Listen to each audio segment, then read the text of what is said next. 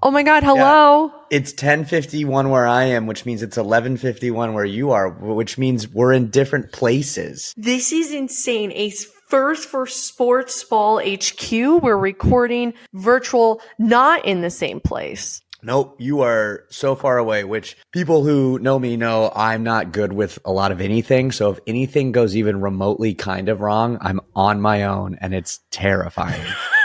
And this is what makes it so exciting.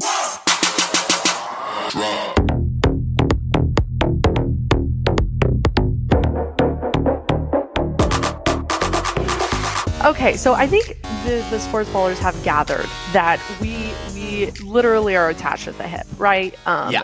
And it's been weird being away for a week. I left on Wednesday. It is now Tuesday, nearly a week, and I am home in Colorado. Mm-hmm. The Colorado, not Colorado, because Nope, Colorado's rad. My way or the other way? The way you said it is the way it's supposed to be said. It's actually infuriating when I hear Rod. Anyway, so yes, I'm visiting home right now. What's it been like? Tell me everything. It's been cold. Let me tell you. Really? Well, not as cold. Like my dad, it's so funny. He's like, you came out for the best weather, and it is in its 60s, right? But after I've been in LA almost 10 years, and after a year, you lose, even though I grew up in Colorado for 21 years, I lose all sense of what it's like to be cold. I mean, notoriously, my friends are very worried for my well-being if it drops below 50, which it does in Denver. So it's been fine. My parents got a new dog. His name is Sully. He's digging away at a bed right now. So that's distracting. Yes, I'm recording in my parents' kitchen. Ed might make an appearance at any point. We do love Ed. It is Veterans Day, I'd like to point out. So both my parents were veterans, Air Force. Happy Veterans Day to Ed and Denise.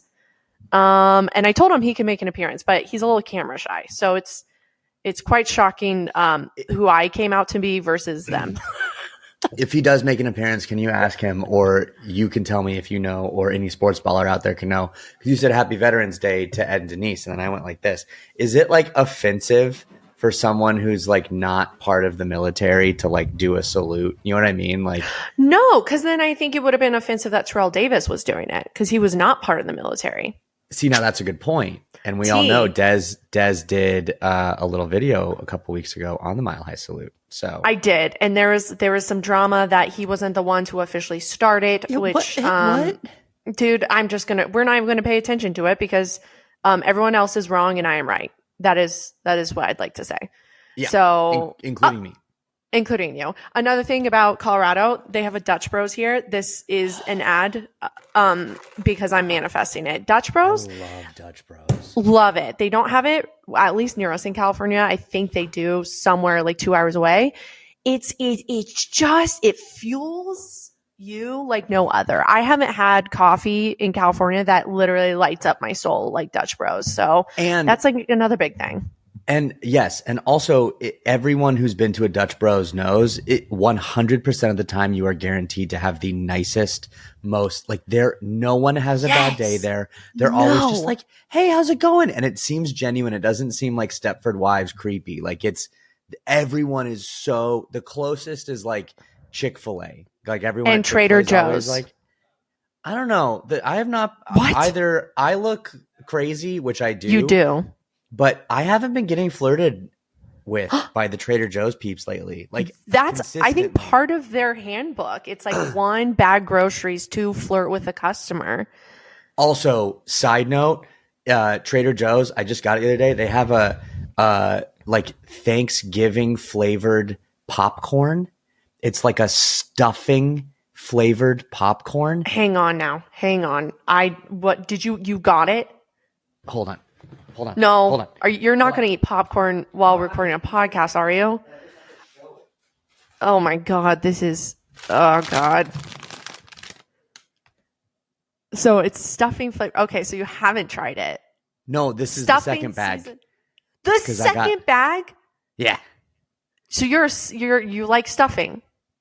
Stuffing is my favorite Thanksgiving food. I knew you were a serial killer. How is that a serial killer thing? Everyone loves stuffing. Your favorite out of all Thanksgiving foods, you would choose stuffing. Sides. My favorite side is stuffing. Not mac and cheese?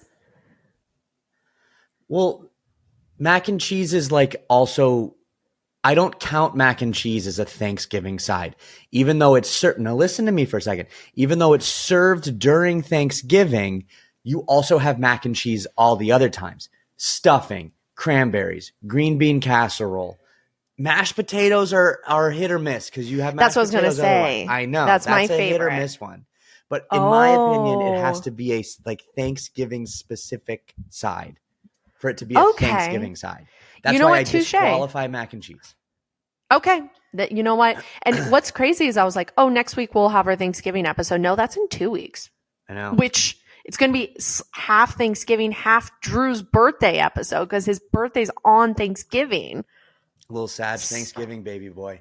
Yeah, a little Sagittarius over there. Drew, how was your week? And then we can dive right into sports. Well, speaking of parents, my dad from Colorado came out to see me. Came out to see the play. Hi, Mike. And it was fun. My dad hates Los Angeles. He was here for like 3 seconds, and I picked him up from Bob Hope Burbank Airport, which is the better airport if you're ever flying into LAX. And even just trying to get out of like the carpool pickup lane, there were like 4 people and there was honking, and I look at him and he goes, I wouldn't make it 1 hour in this city. Which Burbank, for those who don't know, Burbank Bob Hope Airport is one of the chillest airports like I fly in and out of. Like It's easy peasy. I get to the gate in 10 minutes flat. Yep. Oof. Got it. So that happened. I will say for someone who like, he loves to be the grumpy guy. Like he owns being like the grumpy, mean old man. Yes. He forgot his phone charger. And so I was already gone, but he was texting me that he forgot his phone charger. So he went down to the front desk. Front desk didn't have one, but they go, you can go to this like convenience store across the street. So he goes to this convenience store across the street and he's talking to the guy and they're trying to figure out, he kept being like, we can't figure out what phone charger I need. And I was like, just show him your phone. But regardless, he said, I don't know, we'll forget that. He said these like 4 or 5 girls came in. This is probably like 5:30, 6 p.m., all done up to the nines, like gowns, like going out LA vibes. You know what I mean? Mm-hmm. And they go to the guy, they go, sir, can we please have some quarters or some change? The machine isn't accepting our card, and so we need to pay cash. And can we get an ATM? And he's like, no, we don't do that. We don't do that. Long story short, my dad ended up giving them $20 and was like, here, you guys go take this. And they're go, oh, can we Zelle you? He's like, I don't know what Zelle is. Yeah, and then, it's like, does he know? And so they're like, oh, well, oh my God. And they all gave him a hug. They said they wanted to maybe like take a picture with him. And they're like, no, it's okay. And then he's like, so I gave a bunch of girls $20 and they got parking. So I left my dad alone for like 5 minutes and he's making friends left and right. Uh-huh. Wow. So, iconic. No, we had a good old time. I took him to Good Times at Davy Wayne's.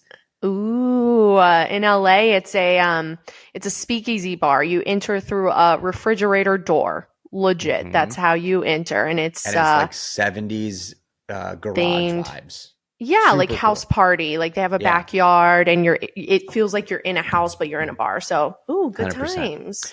But anyway, good times. Enough about all that. You and I both had great weeks. We did. Football. You're going to have to hold it down for both of us. I know. You know what's so crazy? I don't think I'll ever stop mentioning this. Yeah. Oh, wait, we won't have matching records anymore. No. Okay, Drew is going to flip the 7 to an 8. Baby, you don't have to do that. There's no dust. Oh, the magic fingers. 8-2, baby. Broncos 7-game win streak. Best record in the NFL. NFC and AFC. But I mean, we're tied with people, but best record in the NFL. Drewski is also in the winner's warehouse. Wow. I just keep touching this side. I never thought I would do it, but it's before you know it, fire. 3-7. Flipping this side over here. 3-7 looks can be deceiving. You'd see Yes, this record, they you'd be can. like, that's a bad record for a bad team. No. You just got to keep winning so you can get a 6-7. Whatever. I'm over 6-7. Oh, okay. I feel like we're young enough to like be hip with that, right? As I like scratch my like rub my neck from sitting too weird for like 5 minutes. I'm like, yeah, for sure. Oh, yeah, dude. Yeah, we're both in the winner's warehouse, guys. I know. It's pretty exciting. So I'm going to get right into our Thursday night game. The Broncos. Listen, overall, the primetime games, oh my God, not prime time. Let me tell you, not prime in prime time. All the games, Sunday night, Monday night, it was like, under 12, Chargers got over 20 points, but just brutal primetime games. And Broncos said, hey, we're going to set the bar, and then you guys just keep doing worse. Broncos Raiders. We knew going into this was going to be a tough game, and people were like, "What? Why?" It was the 2-7 Raiders. No, well, 2-6. Divisional games are always hard, and up until Bo Nix came onto the team, the Raiders, I think, won. It was like 10 straight games. It was less than the Chiefs won 8 to 10 straight games. So it was going to be hard no matter what. What's insane about this game? Let me pull up the little box score we got going on here. So it was so incredibly similar between the Raiders and Broncos, which is so sad. The Raiders had 1 turnover. The Broncos had 2. The Raiders had 10 first downs. The Broncos had 10 first downs. The Raiders had 11 penalties. The Broncos had 11 penalties, which, mind you, we made history. We made history. It was the first time that 2 teams in the Super Bowl era, I should say, because I think the last time was 1950, Super Bowl era, that both teams finished with more penalties than first down. So you guys think it wasn't exciting? It was, because we made history. Raiders, 4 out of 15 third downs. We got 5 out of 15 third downs. All right. It just, and Raiders, to be fair, were only in the red zone once, and they converted once. We were in the red zone 3 times. We converted once. We possessed the ball for 30 minutes. The Raiders possessed the ball for 29.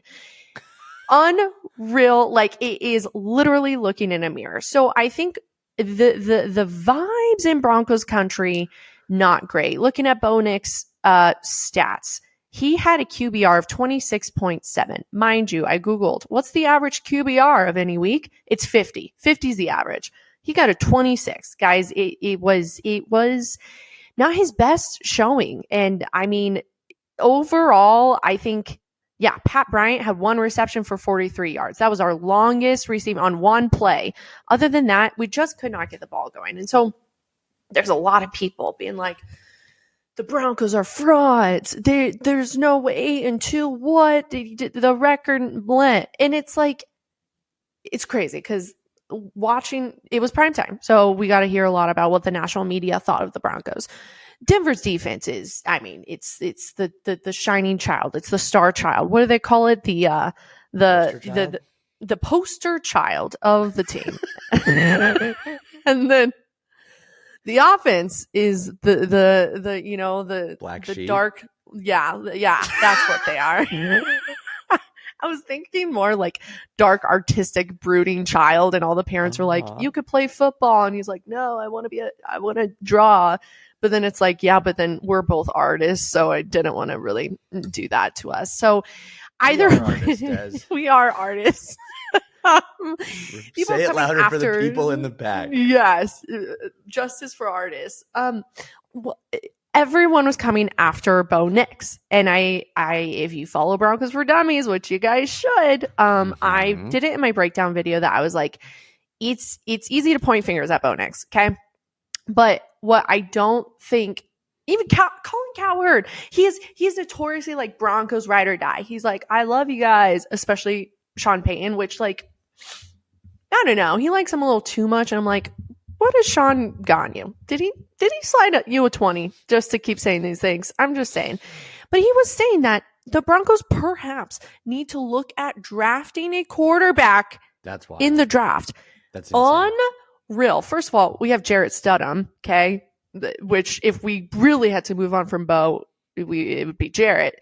Second of all, we're not moving on. Bo, I also said in my breakdown, he has more passing yards than, 10 of the top quarterbacks that you would think in the league. Jalen Hurts, Patrick Mahomes, Aaron Rodgers, things like that. He's also tied for second for most passing touchdowns. He is not bottom 10 in anything. He had an awful primetime showing, but at the end of the day, national media needs to calm the F down.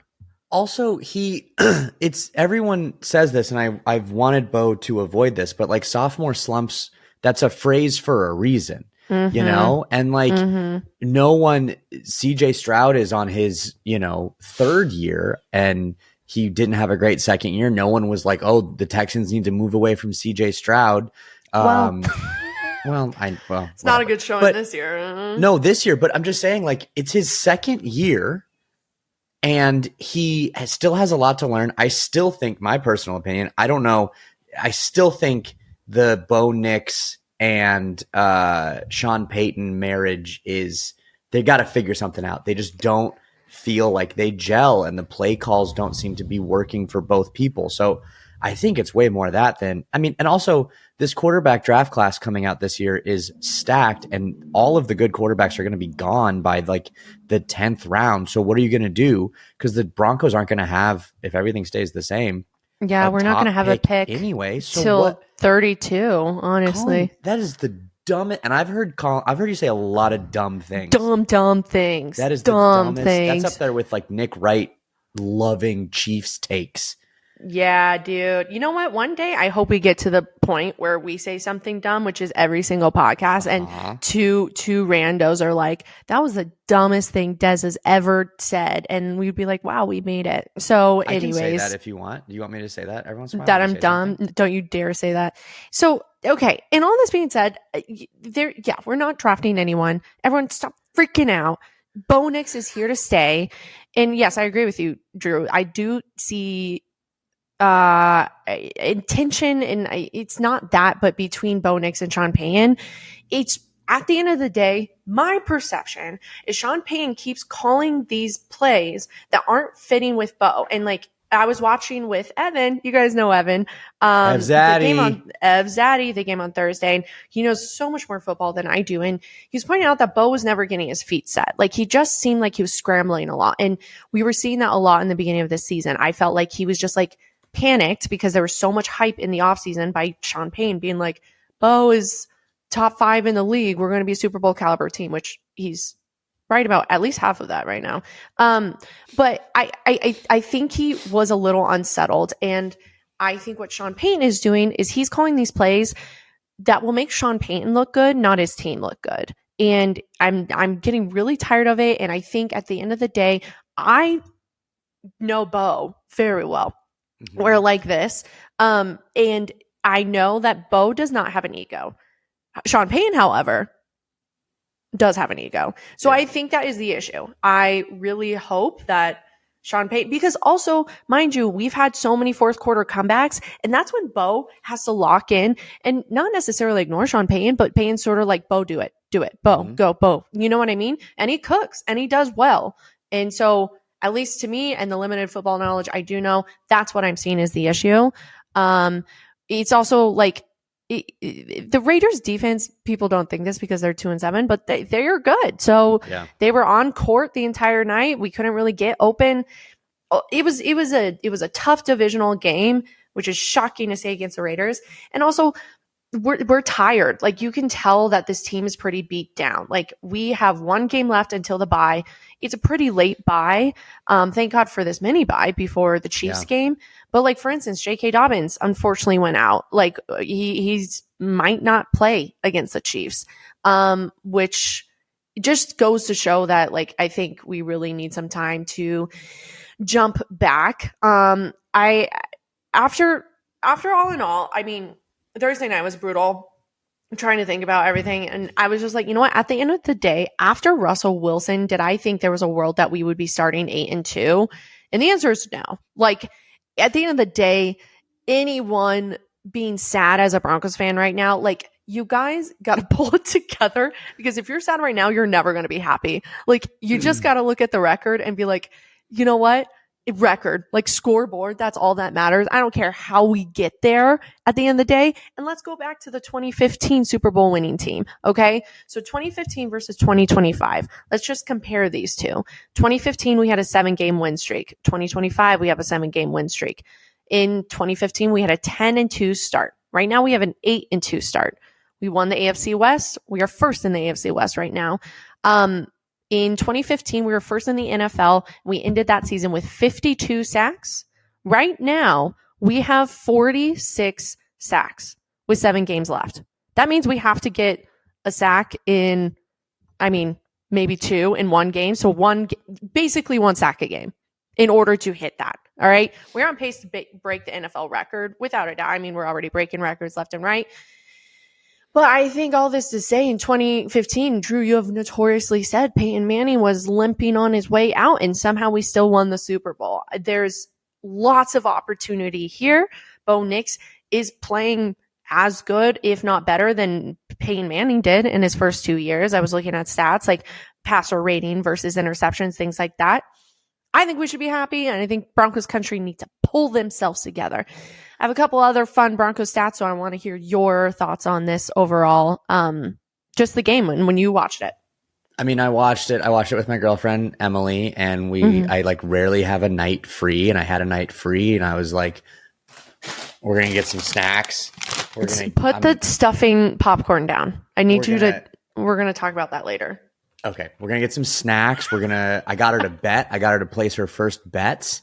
Did she win? No. Because nothing happened in that game. And that too. I was like, maybe a couple overs, should have hit the under on everything. But no, it was a really boring game. But some of that, that's two folds. And one of those things means the defense was playing phenomenal. Yeah. The defense was amazing. And like you said, the Raiders have a great defense. Max Crosby is still on the Raiders and is one of the greatest defensive players in the league ever. And you had to account for him, and you guys still played. You guys had him have a pretty quiet game. But the overall thing that I want to say that keeps starting to come up into my brain is this season and the kind of wins you guys are having reminds me of the Chiefs last year. And everyone was harping on the Chiefs because the Chiefs had all these 1-2 score wins. And everyone's like, I was harping on the Chiefs. I know. Yeah. You're like, if you just turn the table a little bit, but it's like at the end of the day, which is like your favorite saying, at the end of the day, the Chiefs won those games and they made it to the Super Bowl. Right now, at the end of the day, the Broncos are 8-2 and they keep winning games. And if you were a Chiefs or a Bills or a Ravens, I don't think people would be saying as much as they are now. The Chiefs are 5-4 and people are already talking about what they're going to do in the playoffs. When now they're barely in the playoffs. And so if the Broncos were a different team and had a better history of the last 4 or 5 years behind them, I don't think people would be as nitpicking on these wins as they are right now. I agree. Sorry, Drew. No, the Eagles had a shit win last night, and people are still like, oh, but the Eagles, that's just what they do. They eke out a good win. They looked like crap. And that's exactly what the Broncos just had. Sometimes no one's on it. Sometimes things don't go your way and you still eke out a win. And that's what winning teams do. So that's my take. And that's why they're saying this upcoming game that we will be at. You'll be in Colorado joining me in a few short days. But this game against the Chiefs. To see Oh, we got to make that clear. But this game against the Chiefs, Broncos versus Chiefs, is going to be the biggest indicator of what they're saying, which team is a fraud. Which I think still is silly. But I think truly this is going to be our biggest game of the season. Before this, it was the Eagles. It was like, if we can beat the reigning Super Bowl champs, that's the biggest game. Now we did that. Now, if we beat the Chiefs, I don't want to hear one more lick about the Chiefs making the playoffs. Goodbye. Not this year. Sit down. So it's a big game coming up. So couple last points, and then we'll get into your Dolphins' historic win, which actually I was saying that as a bit, but now it actually was. So a couple things I want to point on. Alex Singleton had a wild game, and it was released yesterday, so Monday, that he was diagnosed with testicular cancer on Monday of last week, and then he played on Thursday, which is unreal. And I'd also like to point out, Alex Singleton is the same man that pulled his ACL or tore his ACL and then played an entire game. The compartmentalization this man has is unreal. Like, and thank God, and he shared it because he wanted to be like, if I can share this news to get screened and to save someone else's life, like, this is why I want to do that. But in order to like have that diagnosis, and then he got surgery the very next morning. Beat the Raiders, Friday morning, got surgery. So we're sending out all the healing thoughts, prayers, whatever need be to Alex Singleton on a speedy recovery.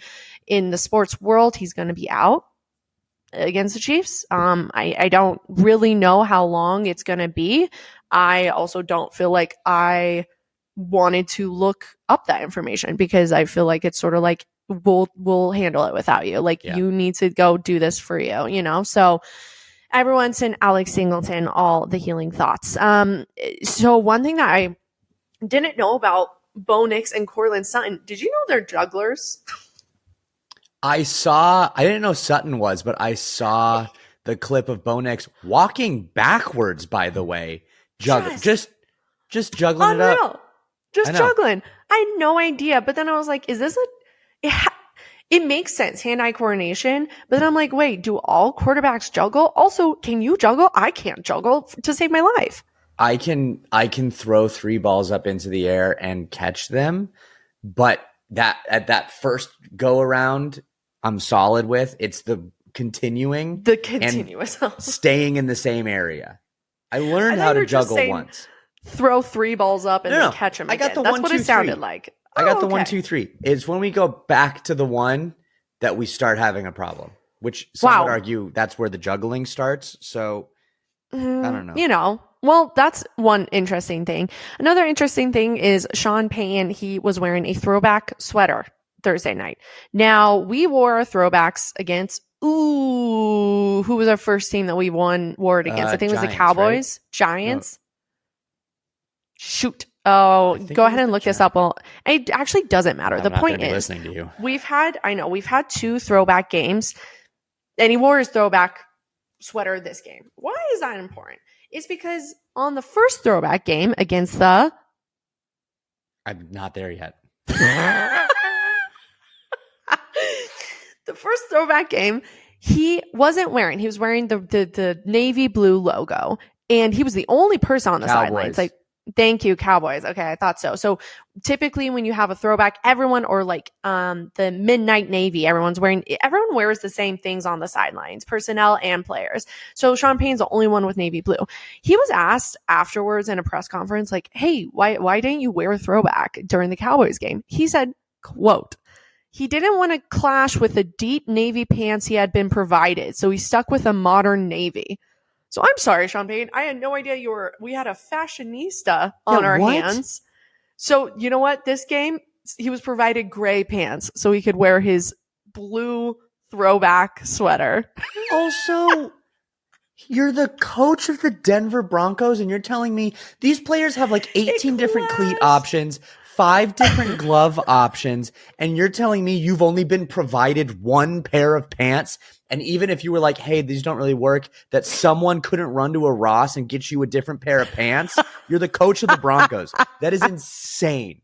That is insane. No, it's like, add another point on the Sean Payton doesn't like you board. Like, I'm not sitting here being like, I don't like Sean Payton. He's not my favorite. Like, as a human, they're 2 different things, you know? Thank God he's my throwback. Do you think he knows what clash means? Or do you think he just knows that it's like a term that people use with clothes and he accidentally used the term correctly? You know, I don't know, because also monochromatic is a huge thing right now, like wearing different shades of brown. So wear different shades of blue. Sean, if you're really into fashion, you'd know that. Also, regardless of what happened during the game, if we can like I don't know, have a crystal ball and have us go back in time and he wears the same clashing clothes, I would put money that no one would say a single thing about it on ESPN, NFL Network, any show. So what are you? No.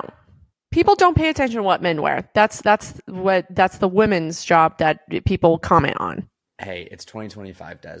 We can be people aren't commenting on what men can be objective. Honestly, I think the only thing that I can think of that like coaches get objectified with is Bill Belichick's cut off sweaters, which is still no objectification. We're just saying what they comment on. Sean Payton always wears visors typically. Yep. What else are coaches McDaniel's known for? Capris. Yeah. McDaniel actually a lot. McDaniel's capris, his shoes, his glasses. Well, McDaniel's because he's Miami Vice, bro. He's a swaggy coach. So anyways, that's something about Sean Payton. I'm like, oh, cool, man. Anyways, and then last two notes I had, there was a shot, I think it was right before halftime. They got Pete Carroll on the sidelines and they were running in. Pete Carroll's running in for halftime, running. This man, I want to remind you all, he is 70 years old, 70, running on the sidelines. You know what? Pete Carroll, a lot of people are talking crap because of the record this year. I think it's more Geno Smith than you, but either way, hats off. I want your athletic ability when I am 70 years old. Pretty iconic. And last but not least, every team in the AFC leading their division didn't last season. AFC Northwest, East, South. Pretty cool. Colts, what do we got? Colts, Steelers, Broncos, and Patriots. I love the shakeup. It's not what you see every year in the NFL. That's why I think the Chiefs, people are so tired of the Chiefs because it's the same thing every single year. So that's why I enjoy a shakeup, especially when it has to involve my Broncos. So with that being said, Drew, take it away for your little Dolphin boys. Speaking of shakeup. Oh boy, he is putting on his Coach Prime sunglasses. Feeling good. I'm McDanieled out. These were the closest Mike McDaniel sunglasses I could find. And now that I'm looking at them, they are mirrored, which is pretty cool. Yeah. I know. So I got these bad boys on. I got my watch, kind of like a McDaniel watch. And I am feeling myself, baby. Let me give you a little history. Let's have a little stroll down memory lane. Okay. The Dolphins haven't beat the Bills in 7 games. 7 games they've had our number. Tua has only beaten the Bills once in his career. Do you know when that was? Des remembers because I jumped into a pool at the end of that game. That was the last 2021. That was the last time the Dolphins beat the Bills. It was look it up. I'm going to look it up. Sure it was 2021. So this was a huge game. This was a massive game. I mean, I didn't even really say it at the time. How distracting are these, by the way? Should I take them off? I'm not looking at you, to be fair, nor do I ever. It's fine. So anyway, I'm taking this off because it's distracting me. Massive game. I didn't really say this, but in my brain, because this season is still probably not going anywhere, but I was like, if we win this game, this is our Super Bowl. This will be our Super Bowl. It will be phenomenal. But I didn't even say that because I didn't even think that was even near any kind of possibility. And what's even funnier, the way the game started, still didn't think it would be a possibility because let me give you a little rundown on how the game started. So we get kickoff, whatever. We go to line up before the first play is even snapped. False start on Dolphins. Back it up 5 yards. To be fair, horrible false start call. It was not a false start. Still, they called it. McDaniel starts arguing about the false start. They argue back and forth. Tua's arguing back and forth. We argue so much. Oh, no, the play clock's running out. Call a timeout. The game hasn't started yet. No time has come off the clock, and we call a timeout. So in the span of, it still reads 15 minutes, and there has been a penalty and a timeout. Then, a couple different plays here and there. What does Tua do?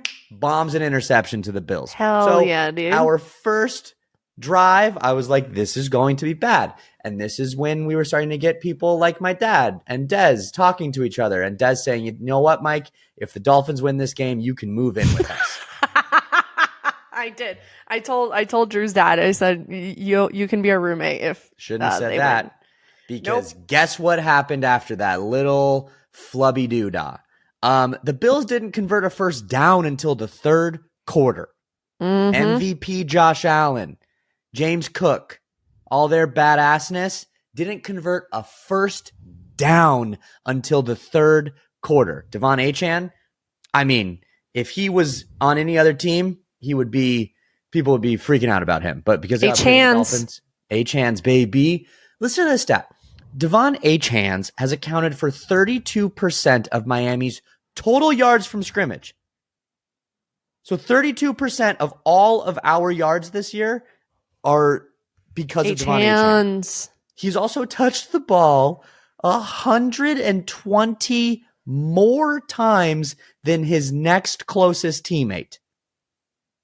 And I don't know what that. I mean, he's set to on pace to set a career high in both rushing yards and total yards. I mean, H-hands. That guy is a beast. I mean, Tua, fine, had 2 touchdowns. He also threw 2 picks. Both of his picks were like what McDaniel calls punt picks, where it's third down and you're like, you know what, screw it. We're just going to launch a ball, and either we're getting a giant play or we're basically just punting the ball. So McDaniel is all about that. I'm not, because we can't let this guy's confidence go down any more than it already has. And he threw 2 more picks this game. So not ideal, but you know who else threw a pick? Josh Allen. You know who fumbled the ball? Josh Allen. They didn't do anything. They didn't score until the fourth quarter. Did you know that was they had a 41 game streak before this game of not being shut out for 3 quarters. 41 games. There's 17 games in a season. 41 games. For being shut out for 3 quarters. Look, say what you will about the Dolphins, and there's a lot of things to say about the Dolphins that are correct. We have a horrible defense. We have had a really bad rushing defense. Tua has been incredibly inconsistent and still showed that in this game. But for whatever reason, I think quarters can be flukes, or like even halves of games can be flukes. But this was an entire game where James Cook couldn't do anything, one of the top running backs in the league, the reigning MVP and one of the greatest quarterbacks in the league, couldn't do anything against a defense that is banged up and a second, third string defense. And this brings me to my next point, which is we won the game, obviously. And then there was footage of the Dolphins locker room after the game. Did you see the footage of the Dolphins players? They won the Super Bowl, and they were vibing. You did. And I would also like to point out, this is the equivalent of when the Broncos beat the Chiefs. Like, because we broke, I've forgotten at this point, but I think it was a 14 game losing streak against the Chiefs. It's been like 8 years, 7 years. So I was looking. So the Dolphins have lost to the Bills 14 out of the last 15 times. So it was 2022 when you jumped in the pool. And the Bills haven't lost to the Dolphins by double digits in 15 years. 15 years since 2010. Listen, the largest halftime lead against the Bills since 2011 in 24 years. The largest deficit against Miami since 2016 in almost a decade, 13-0. You guys have never been ahead of the Bills by 13 points. That's not even 2 touchdowns. When you say they were celebrating like it's their Super Bowl, it was because it was your guys' Super Bowl. This was an iconic win. Yeah. And so people were like, oh, act like you've been there before, like chill out. No, first of all, we haven't been there before in 7 games in years. We haven't been there this season, and let them do whatever. Let them eat cake. Who cares? Also, what makes me so happy is looking at when we beat the Falcons, their locker room speech and their vibes were super high. And then when we beat the Bills just now, their vibes were super high. And I've watched every winning locker room video that the Dolphins have put out since Instagram was invented.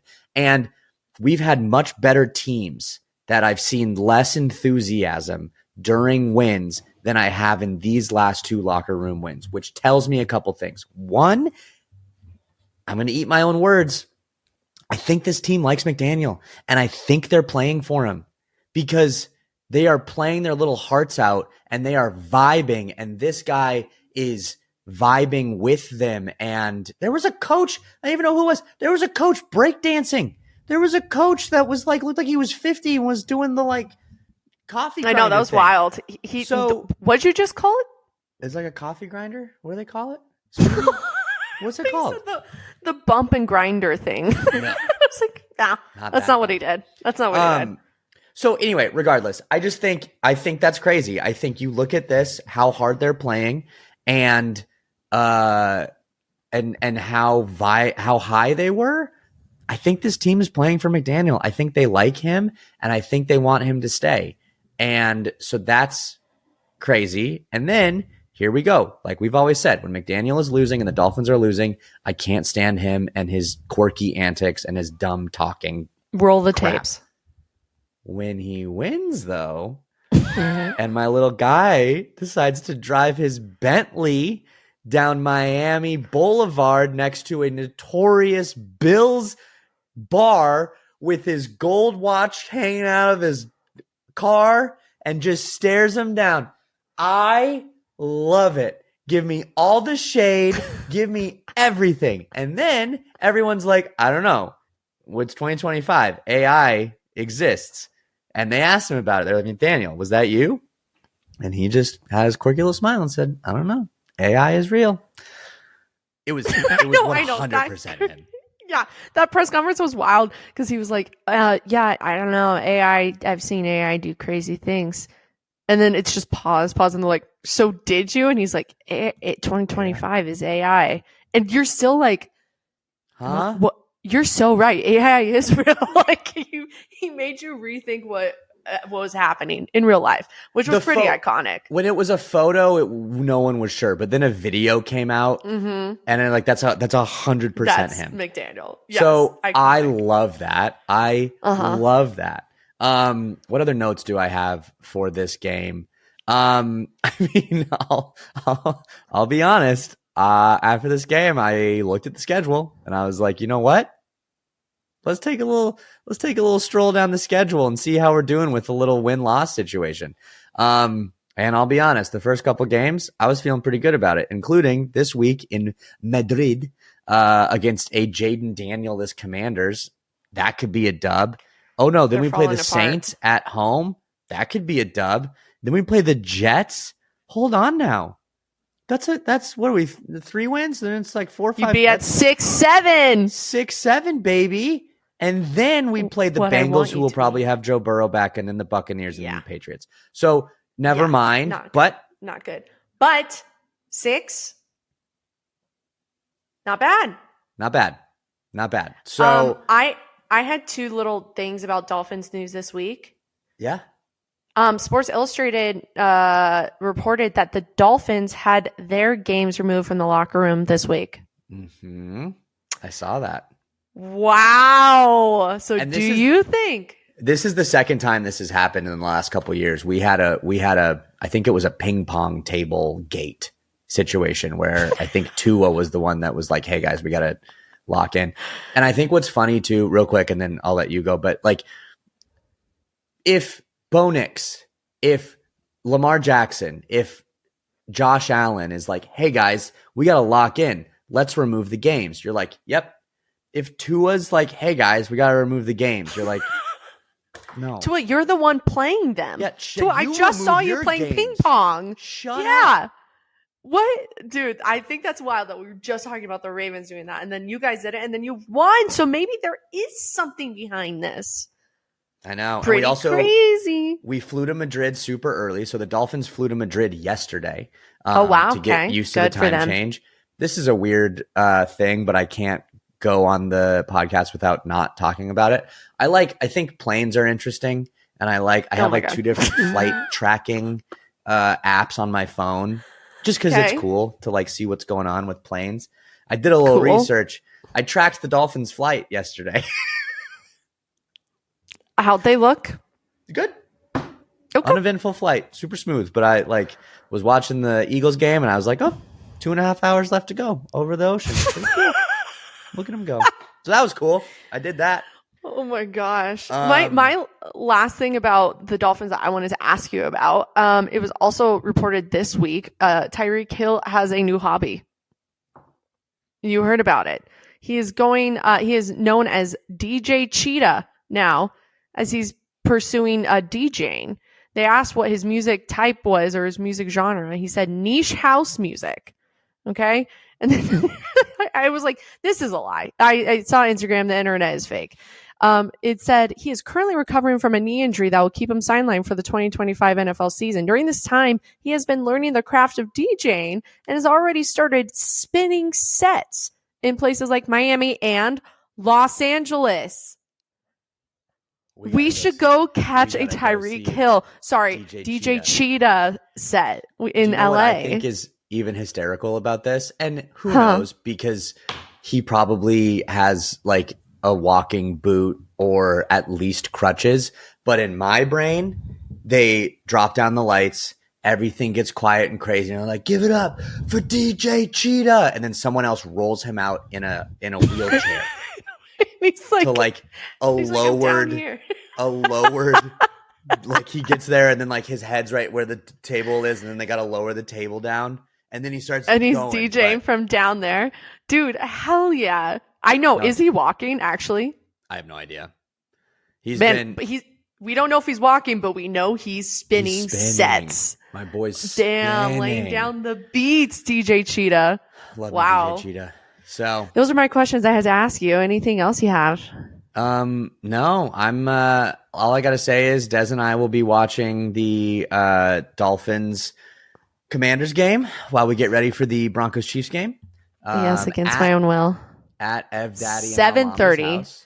Yep. But at 7:30 a.m. instead of 6:30 a.m., which God. Coffee's on, all right. Coffee's on me. Okay, thank you. Wow, that's the least you can do. So, Winners Warehouse over here at Sportsball HQ. You know what I also noticed, and this is a good little segue into the league catch-up. Every single person who has been on this podcast won last week. Listen, you got to get on this podcast if you want to win a game. As Drew is on this podcast for 20 episodes. It might not happen right away, but I guarantee you this: you on this podcast, you will win a game in the NFL. That's a huge stat line. Pretty cool. That's huge. That's pretty cool. Pretty cool. If we're heading into the league cash up, and something that has nothing to do with any team at all, but a few weeks ago, good old little Fox Mark Sanchez had a little run-in with a delivery driver. We'll and call it a little run-in, sure. Yeah. And jail, all that good stuff. And, you heard within like 24, 48 hours, more and more news came out, and you're like, oh, this is bad. This is really bad. Fox News this week, they released a statement saying he's not returning. So if you guys were hanging on by a thread, it's he's not returning. But guess who is replacing him? And he's walking in right now. My dad just came out of the office.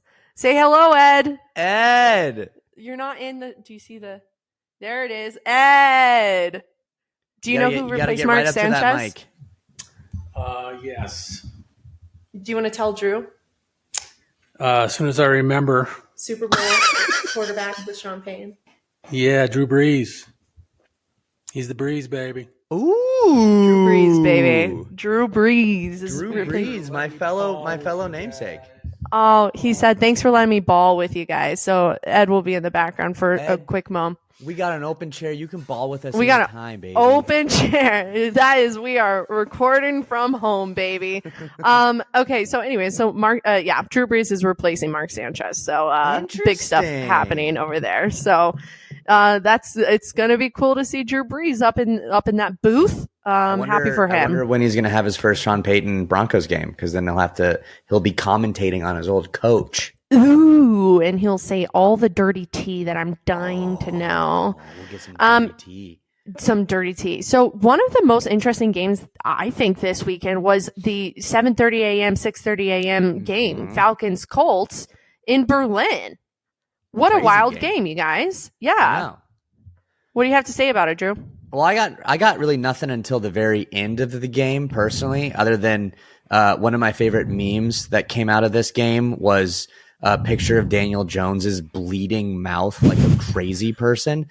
And then the meme was when you go to the dentist and you say, "Of course I floss 3 or 4 times a week," and then she starts flossing your teeth.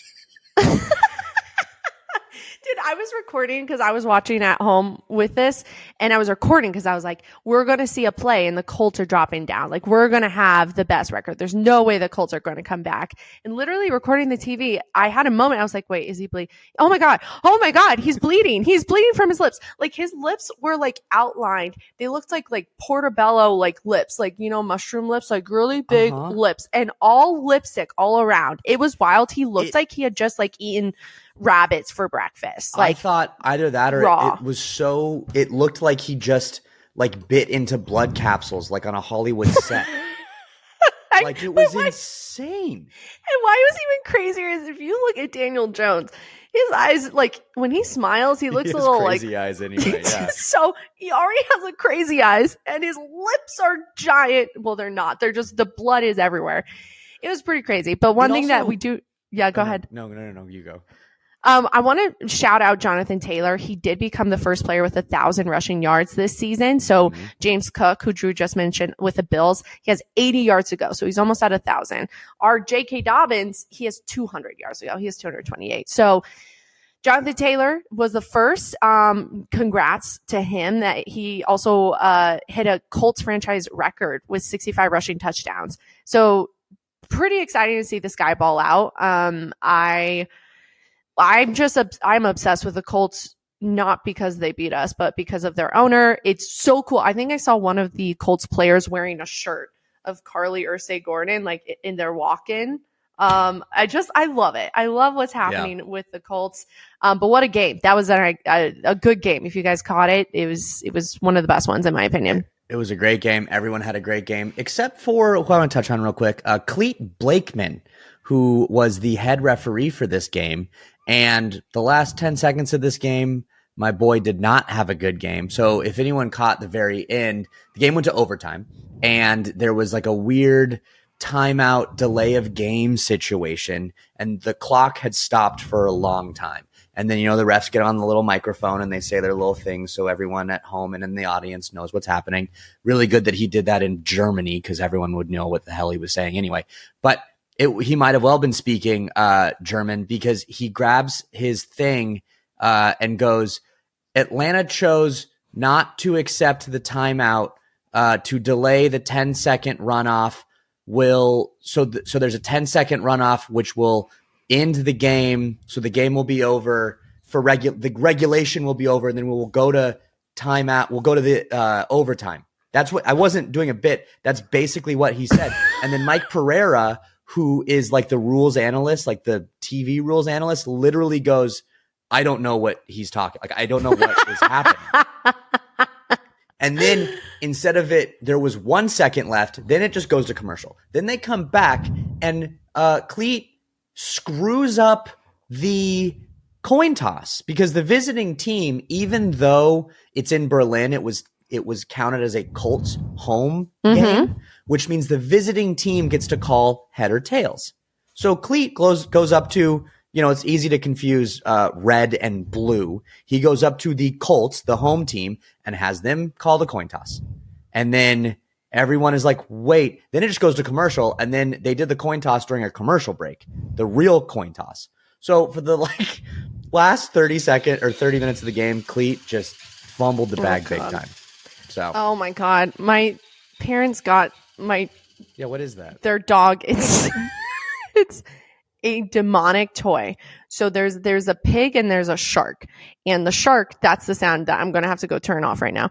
But there's a pig that it if you have it on, it like does random songs. So like it'll do Ed Sheeran and then Dua Lipa, and it's like shaking and moving all around. So Sully loves this thing because he thinks it's like a rabbit.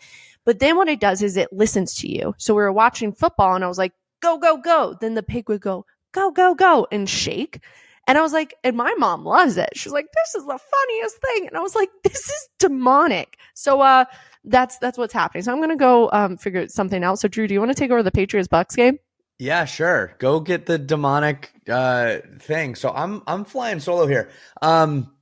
We wanted to talk Patriots Bucs. Patriots beat the Buccaneers 28-23. Patriots move up to 8-2, tied with the Broncos and the Colts for the best record in the NFL.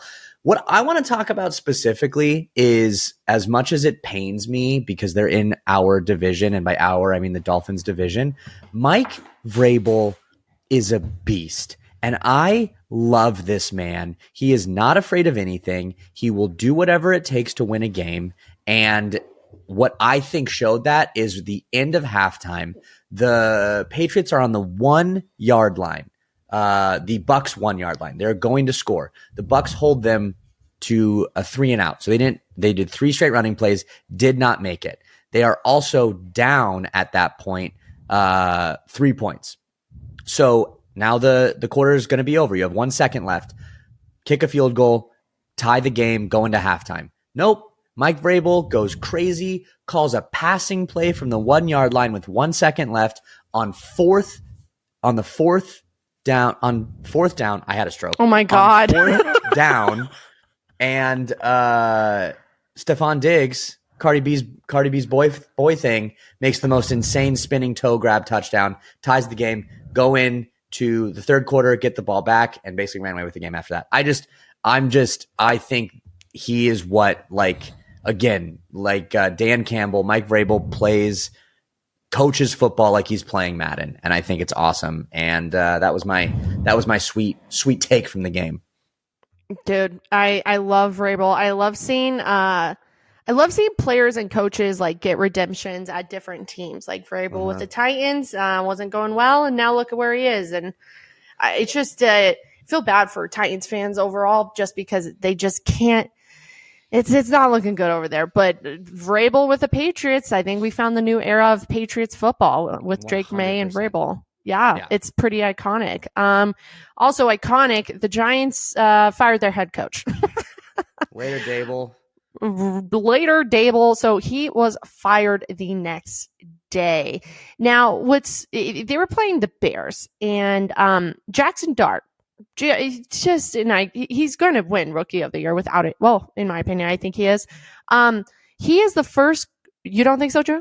No, who do you think would? I'm just trying to think of who else would. I'm sure there's someone, but yeah, you just keep thinking. Jackson Dart, he's the first quarterback in NFL history with 5 straight rushing touchdowns. Okay. He just broke Cam Newton's record in 2011. So when we watch these games, especially when Scadaboo was in, we would sit and watch with Scadaboo and Dart, and we would always be like, there's no way they can sustain at this pace. They are just reckless out there, which is fun to watch, but to be sustainable in the NFL and to have a 15-year career like Jackson Dart, the plays he's making, I'm like, oh no, something's going to happen. And fortunately something did. Dart had to go out on concussion protocol, or because he had a concussion. So who entered? Russell Wilson. And that was the beginning of the end for Brian Daboll. That I think when we all saw Russell enter, we all said this will be the nail in the coffin for the coach, and he is fired the next day because Russell Wilson played. So it's pretty wild. I mean, the Giants, I saw, they have given up 115 fourth quarter points. 115 points. Jesus. In the fourth quarter. The Giants had the Broncos. The Giants had a 92%, 99%, and 96% chance of winning in the fourth against the Cowboys, Broncos, and Bears. So over 90% for each of those games. They lost all of them. They are now 0-4 in which they led by 10 or more on the road. So it all comes to say, like, is firing a coach in the middle of the season a good or a bad thing? Some people say just wait until the end. Like, I don't know, because now Jackson Dart is granted, the OC is going to be the interim head coach. Mm-hmm. But what's your opinion on firing a coach in the middle of the season? Is it a wash, or could it be the boost that the Giants need? I think it's a wash, I don't think it's a wash, but I think if it's their first year, I'm under the impression at least give him the year. Like, give him the whole year and then evaluate. Mm-hmm. But Daboll ended his time with the Giants with a 20-40-1 record. Like, that's all you need to see. He made the playoffs his first year coaching the Giants. Forgot that happened. Mm-hmm. But it's not no. And when you have as much promise as you appear to have with Jackson Dart and Scadaboo, if he can come back from that injury, you gotta make a change. I mean, they're 2-8 now, so like whatever change they make is not going to give them any push this season to do anything. But like, one of the only arguments sometimes you say is to not do it in the middle of the season is then, maybe you'll get fired up and you'll win some games. And the bad part about that is then you lose some draft picks. They already have their starting quarterback. And I also hate that thing anyway. People have gotten first round quarterbacks and they've sucked, and people have gotten Tom Brady went in the 6th round. Like, there are people that show up at different times. So I think with this one, I think it's the right decision. Plus, you were starting to lose your fan base. They were screaming for his head weeks ago. So I think it makes sense. Yeah. So interested to see who. Can you look up who they're facing next week real quick for me? Because I'm curious if we're going to see. Oh, I've always tried to figure out, and I keep forgetting what it is called when that happens, like in a game. Yeah, we've talked about it on this podcast. Damn, I don't. They're playing the Packers. Ooh, and the Packers against the Eagles last night. Oh my God! Okay, listen to this. Their next 3 games: Packers, Lions, Patriots. That is a gauntlet. Oh no! And they just fired their coach. Mamma mia. Dude, Mamma Mia is right. I don't know about that. Okay. No, it is not. So look up. That's going to be interesting. You talk about the Ravens Vikings game. I don't know if you'll be able to. Okay, that's fine. So Ravens Vikings, I watched with Ev Zaddy, our guest Ev Zaddy, last week. Which won a couple points on this. So Lamar's back, and now what we are seeing is the resurgence of the Ravens. Like, he was out for a few weeks and we saw how much he matters to this team. In Lamar's 3 losses, they've given up 37 points. Okay. Total 37 points. All right. And then I was reading, like, I think in every game for 5 weeks, they were giving up like 35 points. It was a crazy stat. I know I put that down wrong, but since the bye week, the defense have only given up 3 touchdowns. The defense is stepping up since their bye week. Lamar is back. The Ravens are now back in contenders because we both chose them to make it to the Super Bowl. Now, do I think that's going to happen? Probably not, mainly because Lamar went out, but they're definitely going to the playoffs, maybe winning the conference, which I don't want to say for AFC, but yeah, go ahead, Drew. No, I mean, first of all, I can't. I Googled that. It's hard to find. So I know. I'm not saying you're wrong, but I don't know if I've ever heard like a term that is. I know I have. Someone please comment or something about what it's called when you fire a coach and then you come in with the new interim head coach and then you win a game. It's like when we had Jerry Rosberg, I believe his name, step in instead of Nathaniel Hackett, and we won that game. It's like, we won the whatever game. That gives it a spark, but no one knows what I'm talking about. It's fine. But what I was I'm going to keep going. A couple years ago or a couple weeks ago, it'd be crazy to say the Ravens are 1 game back in the AFC North. Like, I just think that's, and the Steelers are looking like they're faltering. Aaron Rodgers doesn't look good. I know. So I think they have a very winnable division, the fact that they're 4-5 and are in second place. And So I think it's super doable. And then you get Lamar Jackson in the playoffs. Anything is possible. Yeah. So. Derrick Henry, one interesting fact, he finally broke his high school rushing record after 10 seasons in the NFL, okay? In high school, he had 12,124 yards, rushing yards, okay? And in 10 seasons in the NFL, Derrick Henry finally hit 12,127. Did a little quick math, 12,100 yards in high school. That means he's rushing for 3,000 yards on average a year. 3,000. Jonathan Taylor just hit 1,000 and it's past the midway point in the NFL. 3,000 is absolutely unreal. Derrick Henry, my God, you're just murdering people left and right on those high school fields. Could you imagine playing high school Derrick Henry, like children? I'd be so scared. I'd be so scared. Be so scared. Oh my God, absolutely not. John Harbaugh, he has not now won in every NFL city, which is interesting. Minnesota was the last team that he hasn't won in Minnesota. Interesting. So he now knocks that pupper off. And last week we were talking about, Rico Daboll, the two pumps, getting flagged, things like that. Aaron Jones, he had a pump ceremony, but all he did, get in the end zone, puts his hands up, and he looks down and he goes, "No, we're not going to do that." So the pump celebration is sweeping the nation. What is right, what is wrong, we'll never know, but we want justice for Rico Daboll. That's all I'm saying. Justice for Rico Daboll. Get him, break him out of prison. He's in prison right now for his celebrations. For his celebration. I want to lump in the Lions and Commanders real quick.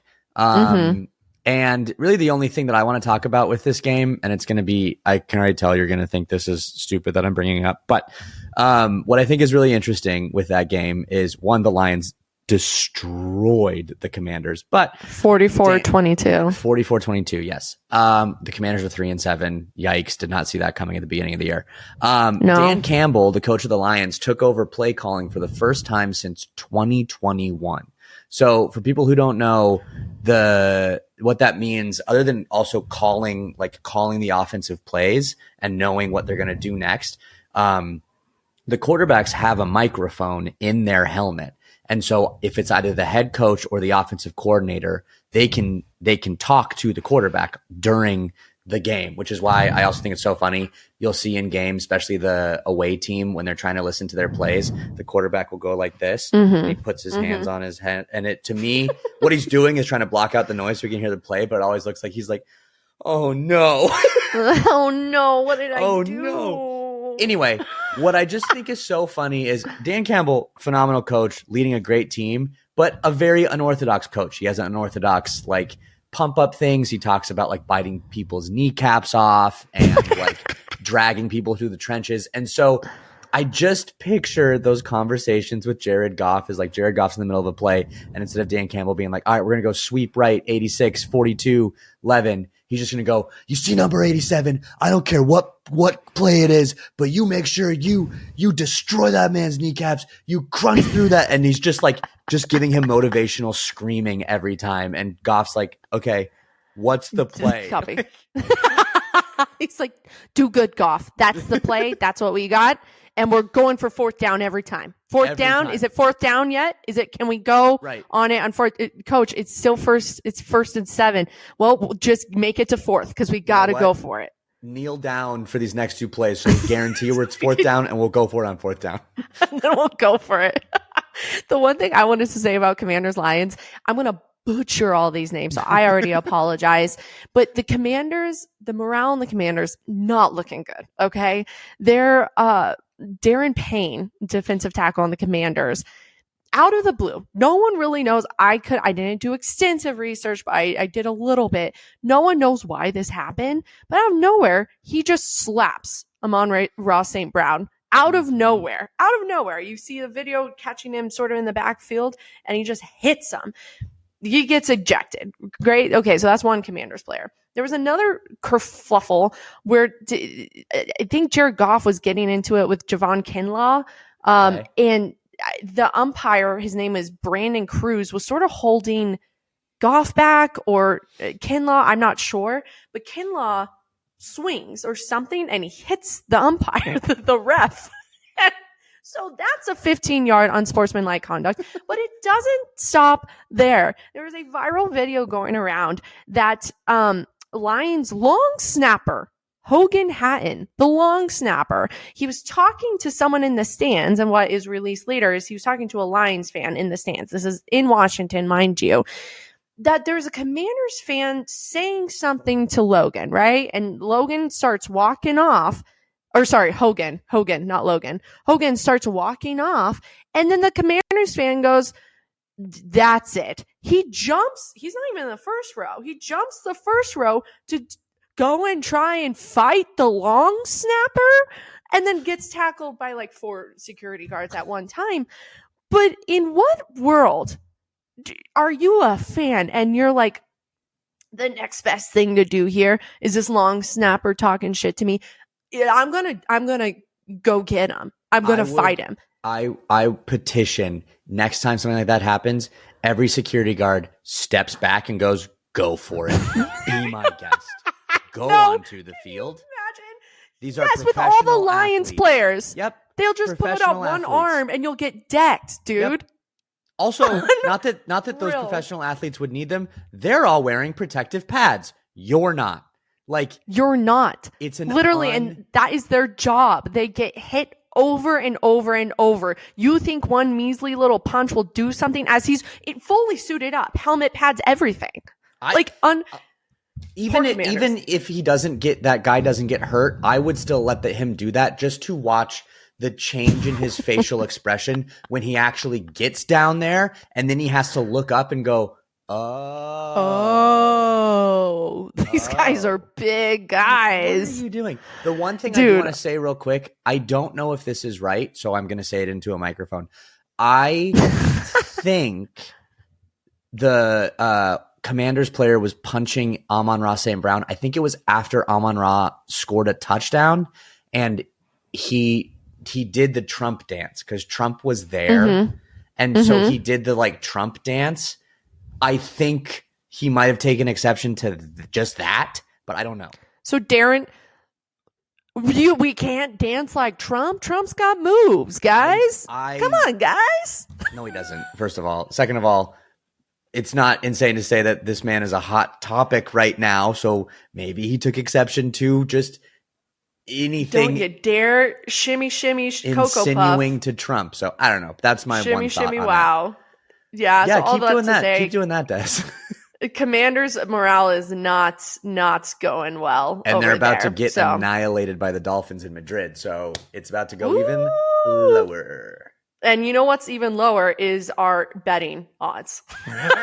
We haven't won yet. We are doing so bad. I am losing so much money. I was hesitant to say that because I was like, but I really want to be sponsored by a betting company, but I can't be like, oh yeah, I'm a bad bettor losing money. No, it's really not. I've lost $20. They want us to be bad bettors. The worse we are, the more money they make. You're so right. I'm an awful bettor, and I say that 1,000% every time. So but where Drew and I both messed up is Drew thought Aaron would run for 2 yards, which he only does that once, and that's when I bet on him. Okay, Drew? I know. And I thought Aaron Rodgers would throw for 2 touchdowns. Silly me. They got one. That's it. Happened. Yeah. None of those things happened. So why count on Aaron Rodgers anymore? So we have our bets for this Thursday. Drewski, go right ahead. And mind you, since we're in California, we have to do parlay bets. So Drew, what does a parlay mean? A parlay basically broke. A parlay basically means you're betting. Not only is it parlay, you have to do parlay prop bets. So what that means is you can't bet on who's going to win or lose the game, but you can bet on how good a player does. So you're betting on if they'll get a touchdown, if they'll have a certain amount of receptions, if they'll have a certain amount of rushing yards, passing yards, interceptions, and you have to have at least 2 different things. So you can't just say, I bet Drake May is going to have 2 touchdowns and then just bet that. You have to have that plus, Breece Hall having and it has to be touchdown. It has to be both teams. You can't say Drake May will throw to Yes. Stephon Diggs. You have to always include the other team. So those are parlay bets. And that's basically the reason behind that is it's harder to win those things and it's more chance. It is very hard. Very hard. So very hard. To make it even harder, I decided to make a 5-leg parlay. Simon. Go big or go home. All that means is I just need all these things to work for me to win. So I've got 2 of them on my boy Drake May, even though I hate how much I'm loving the Patriots right now because they're in my division. So I'm going Drake May over 1.5 touchdowns, meaning he'll just have to have throw for 2 touchdowns. And in that, he will throw for over 240.5 yards. I'm going almost all Patriots here. Throwback to one of my favorite receivers when he played for the Dolphins, Mac Hollins, over 38.5 receiving yards. And then Cardi B's boy toy is going to have a touchdown as well. Then on top of that, to get my little Jets kick in there, give me a Breece Hall anytime touchdown. So $10 gets you 80, which in my brain, it should be more than that with this 5-leg parlay. Yeah, that's insane. 5. That's what I got. Okay. That's what you got. Basically, underdog, that's what I bet on. They gave me a gimme pick. So I said Drake May just pass for a single yard. That's all I need. 1 yard. So got one there. Stephon Diggs, same as Drew. I need a touchdown from Stephon Diggs. We're on the same page there. Then I was like, okay, Jets versus Patriots. Jets, they're on a streak, but I don't think it's going to last long against the Patriots. Division game. It's in New England. It's not going to look good. So Mason Taylor, the Jets tight end, I have him lower than 34 receiving yards. Okay. So I'm just thinking it's not going to go hot for the Jets. And I think it's 10 wins to 65. And I need every single one of those $65 because of my continuous losses. So we will post these on our Instagram. Be sure to follow there and see how many times we are wrong. And speaking of being wrong, our primetime picks. Let's do it, dude. Let's do it, dude. Also, Des asked me before we even started what one of my picks was going to be. And I just need to say, no. You don't get to know. You don't get to know anything. Well, you'll see how I combated that here in a sec. So, first primetime game, we have Patriots versus Jets. I started drawing this and then I didn't have time, so I'm just going to write it. Did you draw yours? That's fine. Yeah, well, I have to do paper because I don't have a whiteboard. Okay. Let me know when you're ready. Let's do it. 3, 2, 1. Oh.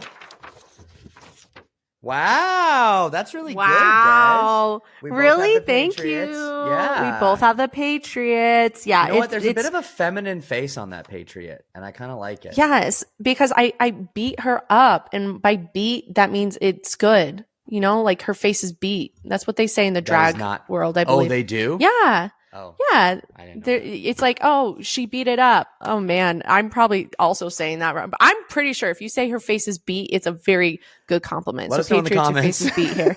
Yeah, let us know if I'm absolutely offending you, in which case, didn't mean to. Okay, so Patriots, Jets. Yeah, Patriots. Yeah. It's going to be a tough one. Yeah. Then we have Sunday night, Lions versus Eagles. You ready? Did you write yours? Hold on. Okay, ready? Okay, 3, 2, 1. Okay. Oh, baby. This is, I did both. Oh, yeah. I was going to put up, here's why I asked Drew what he chose for this one, Eagles versus Lions. It can go, in my opinion, either way. 100%. So I chose Eagles, he chose Lions.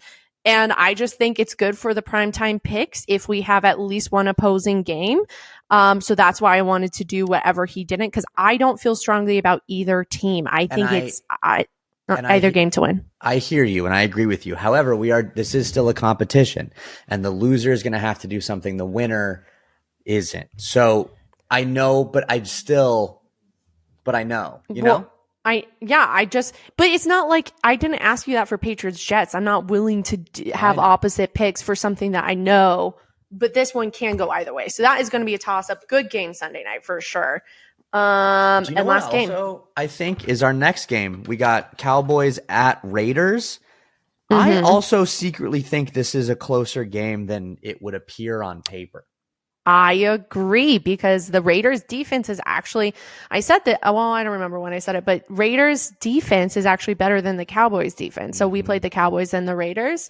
So it's going to be interesting to see them going up against Dak. Because the Cowboys defense isn't great and the Raiders offense isn't great. So it's going to be an offense versus defense battle over there. So we have Cowboys versus Raiders. Are you ready? I tried to draw a star and then I got scared. Oh, which All says right. what I'm doing. That's what you're doing. Cowboys. Okay. So we both have Cowboys. That's another reason why I wanted to see what your pick was for Sunday night, because I had a feeling you would also choose Cowboys.